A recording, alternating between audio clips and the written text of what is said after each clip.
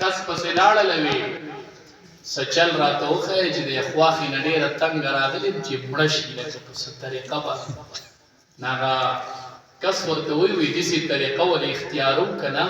چې مړم شي او ته پې بدنام هم نه شي لکه داسې طریقه ورته کړه نو چې دا خو به ډېره ښه طریقه وي چې لکه مړم شي او زه پې بدنام هم نه شم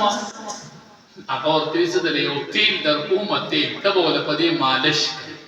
او هغه تېل چې دی هغې کې ما زهر میلاو کړي دي په خپله ته به ورله مالش کوې وایي دا به مړه شي خلک وایي ډېره ښه ینګورې وګوره مالش یې ورله کوای په هغې کې مړه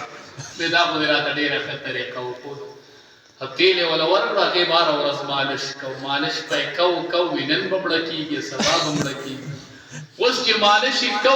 کوو نو هلته د خواښې وي ښه ما نه هره ورځ دا ینګور مالش کوي نو هغه خواښې پې میینه شوه د ینګور ملازې شروع کړه د ینګور راله هغه ته وایي اوس داسې چل وکړه چې خدای مې دې خواښې له اوږد عمر ورکړي چې اوږد عمر ورله خدای وایي ولې وي ښه ما میینه شوې ده اوس چې خدای دې نه مړه کړي خدای دې نه مړه کړي هغه دا په ما سې تېل درکړي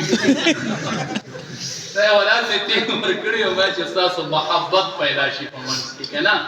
چې محبت هم په منځ کې پیدا شي زه انکار کوي که نه ما وی چې محبت هم په منځ کې پیدا شي نو نکاح دا د محبت نوم دی دا د الفت نوم دی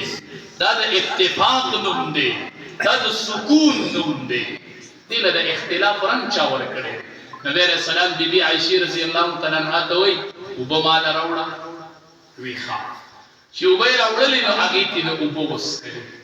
نبی علیہ السلام ورته فرمایي بی بی عائشې ته وي تا ته نه اوبه وڅښلې وي او وی تا چې اوبه څښلې په کوم ځای دې خوله یخې وایي ما په دې ځای په هغه ځای خپله مبارکه خوله کې خوله وایي سبحان الله دې به محبت پیدا کېده که نه چې د امام الانبیا په شان هستي په هغه ځای خوله وکړي په دې ځای وي تا خدای دا د محبت تعلیم ممکنه ده ستا غلي دې وڅکي تا ته وڅکلي یې مرداري واپس یې پی کړه ته به وایې دا چېرته مسلمانه نه ده د خدای بنده ته د چا زوی نه دا د چا لور نه ده دا هم د چا لور ده که نه ښځې خاوند کې چا قرباني کړي په نکاح کې قرباني چا ورکړي چې کله نکاح وشي ښځې ورکړي که خاوند ښځې ورکړي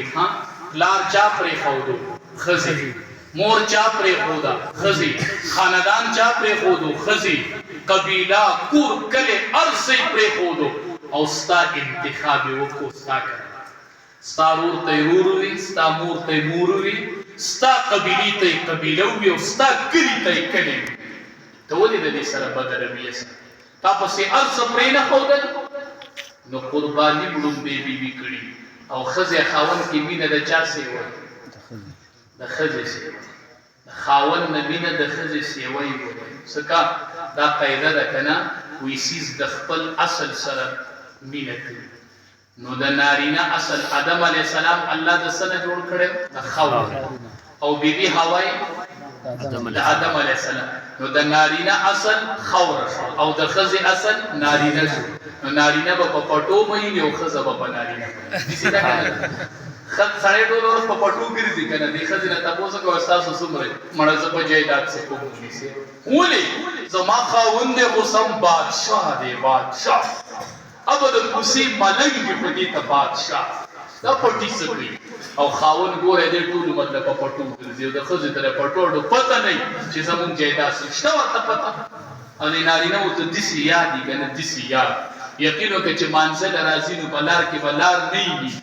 په لار کې به لار نه وي خو د پټي پوله خو دې څوک ګټه وڅنډئ وخو دې څنډئ څوک که نه د ده اصل چې دی دا پټي دي او د بیبي حوا علیه السلام اصل چې و هغه نارینه و آدم علیه السلام خفه و الله ورته وی ولې خفه یې وی دا خو جنت دی وی جنت دی خو ملګری مې نشته دی ملګری خو پکار دی ښه دا د جنت ملګري دي دا بیبیانې د دنیاوي بیبیانې چې دي دا زمونږ د جنت ملګري دي دا زمونږ انډیوالانې دي هلته که ښایي انشاءالله آدم علیه السلام په جنت کې نه و خفه رب العالمین ورته وی صحیح دی چې پرکاري کې راغله چې پیدارېدو نو بیبي حوا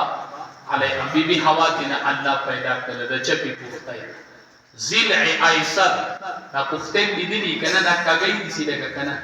پرون مونږ یو ځای کې ډوډۍ خوړه اصل سړی خیالي خو پرون مې ورته پریکټیکلي مونږ دیر کې میلمانو هغه کس خیال حل کړی نو مونږ ما ته یې چچا غونته داسې راکړه روبه چچا ورته داسې سره کړې وې دا و ته چې مې وکړه دا داسې کاکایي لګوي کاکایي که نه حدیث کې راځي وي دا بیبي د ضلع ایسر نه دا د کسې پختۍ نه پیدا ده او دا پختۍ کږی کدی دا یي پختۍ ته نیغولی شي که نیغی نو ماته به یې کېږي دا نبی علیه السلام وایي زه نه ما ته به بیا نه وایه چې دا دوم وي نبی علیه السلام وایي دا د پختۍ نه پیدا ده هغه کږی نو دی بیبي کې به څه نه څه خوږوالی څنګه چې په دې پختۍ کې وي که نیغی نو ماته به یې کېږي نو نبی علیہ السلام وی سن سپوگوالی بپکی یو نپوتی علی مکمل بای سیدکی نا